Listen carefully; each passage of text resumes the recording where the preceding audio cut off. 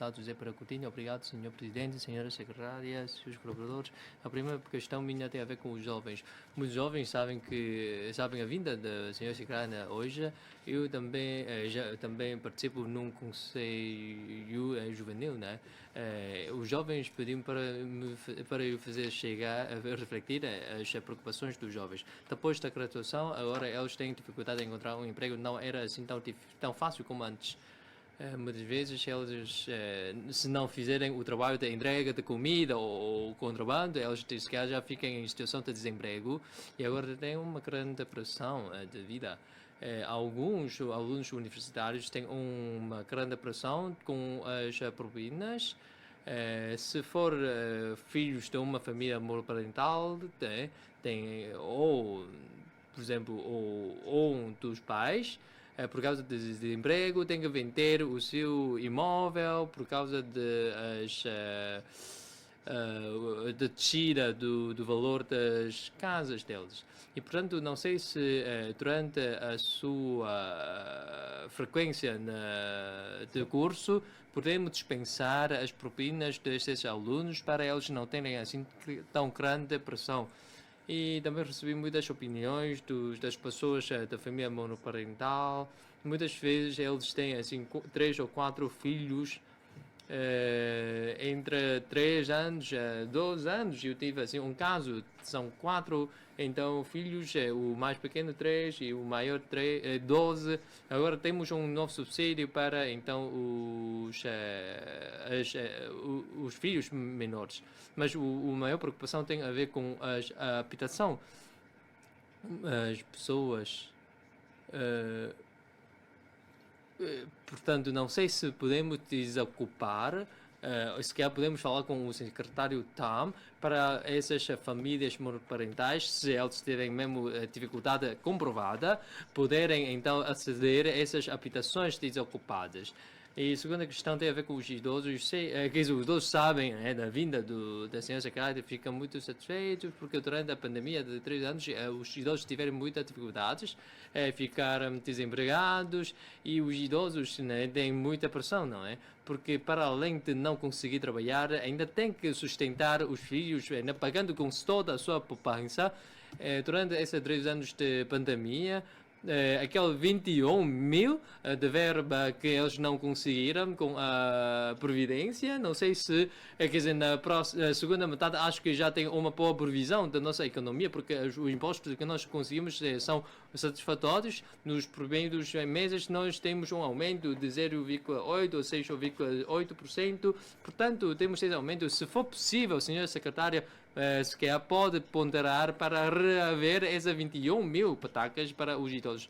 E mais, aquela pensão para idosos, com um aumento de 160 patacas por mês, por ano, aliás, por mês, por dia. E, portanto, não sei se conseguimos aumentar isso, se apresentar uma proposta, se nós conseguimos aumentar esse valor até 4.500 como o valor de risco social, iremos sempre aprovar. E depois uma questão que tem a ver com os portadores de deficiência, que eles tiverem um subsídio de invalidez de 3.400 para agora 3.740. Ora, se eles atingir 65 anos, o governo está muito então atento aos idosos, que eles vão ter em pensão, mas esses portadores de deficiência não conseguem, porque uma é pensão de invalidez, outra é pensão para idosos, são duas coisas distintas. Por que um exclui outro? Porque são então subsídios excludentes, um exclui outro. Mas quanto à formação, aquelas 6 mil... a formação da aprendizagem contínua, aqueles 6 mil, os residentes podem fazer o uso como o cartão de consumo. E mais, tem a ver com outra questão que tem a ver com os dados da saúde. A última vez, acho que há 10 anos, o senhor diretor também se lembra que em 2009 foi revisto o regime jurídico dos enfermeiros, que tem um regime de disponibilidade. Na altura havia essa intenção de criar esse regime de disponibilidade para os enfermeiros, depois acabou por não realizar, portanto só os trabalhadores da função pública no seu todo é que vão ter esse regime. Portanto, agora não temos esse regime, não sei se podemos então retomar essa iniciativa. Mas os escalões de enfermagem ele tem 5, os técnicos superiores têm 3 escalões, portanto os enfermeiros não vão conseguir o acesso, só conseguem uma progressão. A diferença de índice entre no técnico superior, né, é 470 e 480, portanto é uma injustiça. Os trabalhadores de alta escolaridade, eles têm o mesmo vencimento. E mais, em relação aos médicos especialistas, cirurgião ou ortopedistas, etc. Quer dizer, isto tudo implica um risco diferente, não é? Nas operações. Ainda tem a ver com as doenças secundárias, etc. E, portanto, no exterior, os seguros também variam, consoante a especialidade, sobretudo para o cirurgião, o prémio é mais elevado. Portanto, não podemos combinar tudo num saco. E enquanto à antiguidade, os trabalhadores de quadro devem também isto fazer refletir no seu vencimento. E mais, em relação às taxas, bem, se for então 30 mil habitantes, quer dizer, o campus de futebol em Taipa é 60 mil por dia. Da última vez foi feito um espetáculo ao ar livre de Macau. Eu queria perguntar em relação a essas tarifas, por que é que há essa grande diferença? É 60 mil por dia, aquela o local de espetáculo ao ar livre de Macau, as tarifas são assim tão diferentes. Qual é o seu critério tido em conta para a sua contagem? E esse espaço, não sei se alguém tem que ser responsabilizado. Por que é que temos isto? Deputado Pereira Coutinho, obrigado, Sr. Presidente, obrigado pelas questões que não me respondeu às minhas questões. Então, são as mesmas questões. A senhora secretária vai discutir com o secretário TAM para a reserva de terrenos para futebol e hóquei. E em relação à patinagem no gelo, eu creio que podemos pensar isso no Macau Dome. E em relação à saúde, sobre as respectivas carreiras, eu praticamente já falei quase 90%. E ainda não falei sobre os médicos dos sem saúde, que têm um índice entre 560 até 660. E creio que não será que podemos subir os seus índices salariais?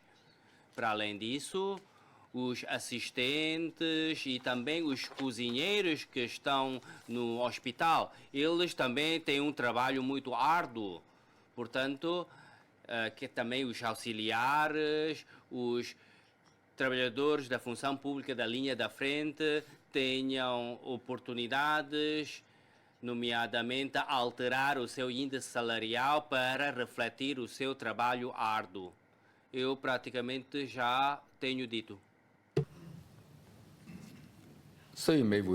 Sim, se calhar ainda não respondeu.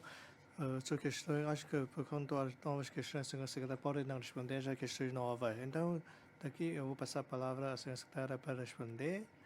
Ora, quanto às propinas dos alunos universitários, quer dizer, depois da implementação do nosso plano de escolaridade gratuita, os jovens não vão conseguir sempre prosseguir nos seus estudos, independentemente da sua situação financeira. Portanto, nós até temos empréstimos para os alunos. Em relação aos alunos de famílias monoparentais, nós, se calhar, temos que encaminhar o caso para o IAS.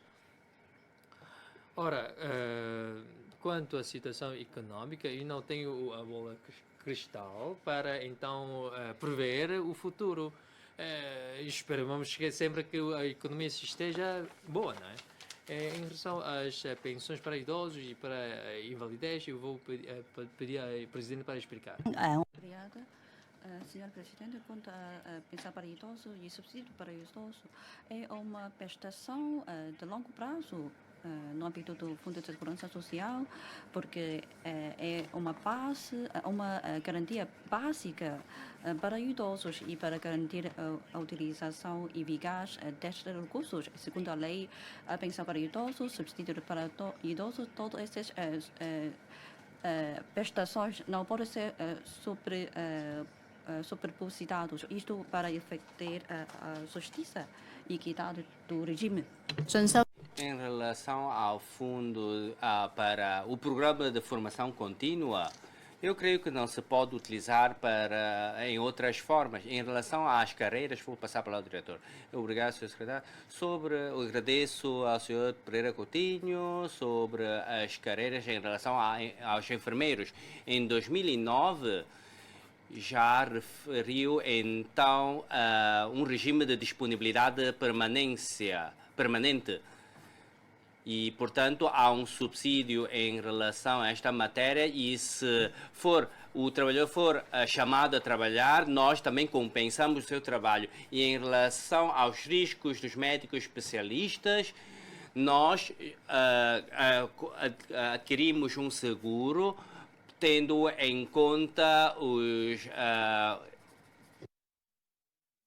algum erro médico que possa acontecer. Os nossos seguros já incluem tudo isso.